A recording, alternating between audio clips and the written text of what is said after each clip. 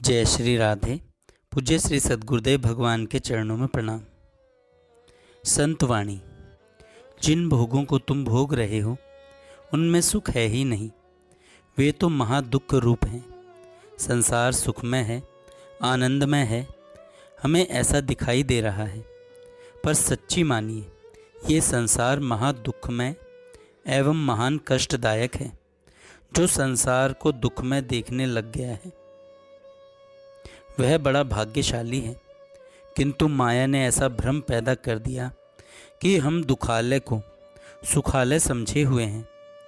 सच्चिदानंद सुख के मार्ग में चलने वाला साधक यदि सांसारिक भोगों को सत्य मानकर उनकी अप्राप्ति होने पर दुखी होवे तो मेरे पास अमुक भोग नहीं है, तो इससे बड़ा अज्ञान और क्या हो सकता है। जो ये कहते हैं कि बिना भोगों के जीवन निरर्थक है, ये कितने अज्ञान की बात है।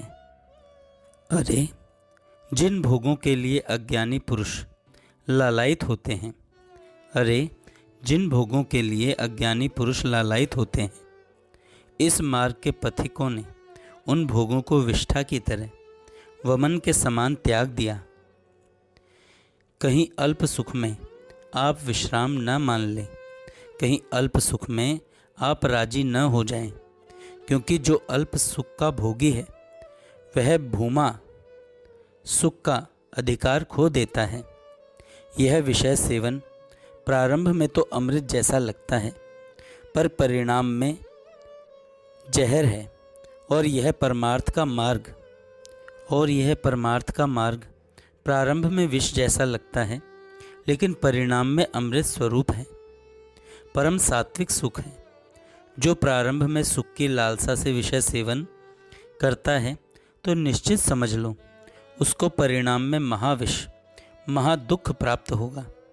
यद्यपि परमार्थ मार्ग में चलने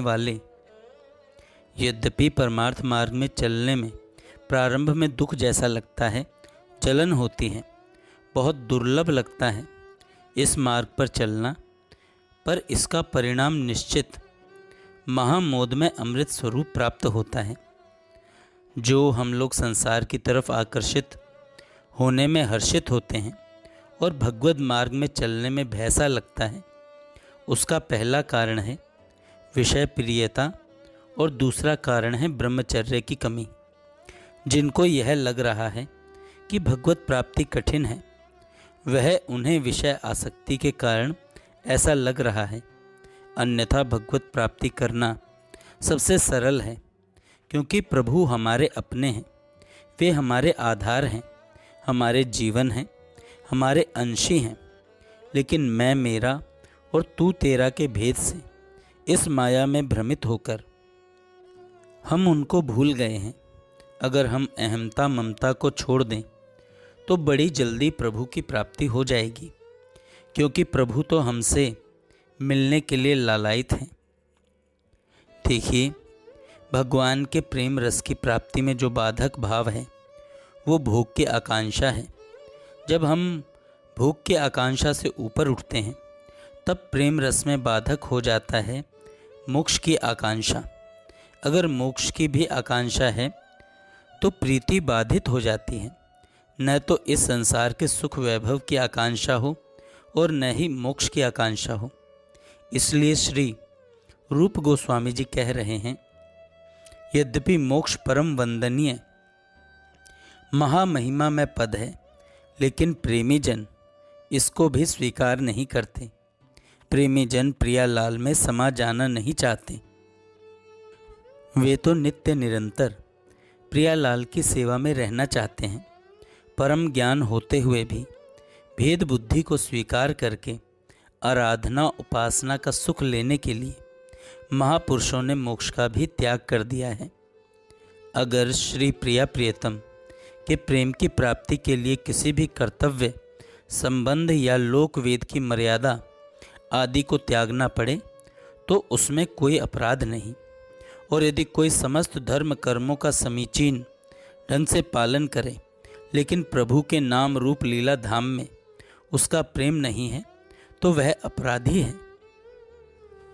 भगवान से अपनापन करो, खूब नाम जप करो और कुसंग का त्याग करो। पहले प्रभु से अपनापन करके खूब नाम जप करने के इसलिए बात कही गई है। पहले प्रभु से अपनापन करके खूब नाम जप करने की इसलिए बात कही गई है क्योंकि कुसंग, गंदे आचरण, विषय भोग आदि का त्याग हम तब तक नहीं कर सकते जब तक हमारे पास भगवान के नाम का बल नहीं है। हम जान रहे हैं कि ये चीज़ नहीं खानी चाहिए, ये कार्य नहीं करना चाहिए, लेकिन भजन नहीं है तो आप वही चीज़ खाएंगे और वही गंदा कार्य करेंगे। दूसरों को उपदेश करेंगे लेकिन स्वयं असत आचरणों को नहीं छोड़ पाएंगे क्योंकि आपके पास उसको त्यागने का बल नहीं है। बल आता है नाम जप से, भजन करने से। जिसको हम जानते हैं कि ये आचरण बुरा है तो उसको छोड़ने की सामर्थ्य नाम प्रदान करेगा। जैसे साधक बोल देते हैं कि ये आदत हमसे नहीं छूटती, इसलिए आप नहीं छोड़ पाते क्योंकि आपके पास नाम जप का बल नहीं है, भजन का बल नहीं है।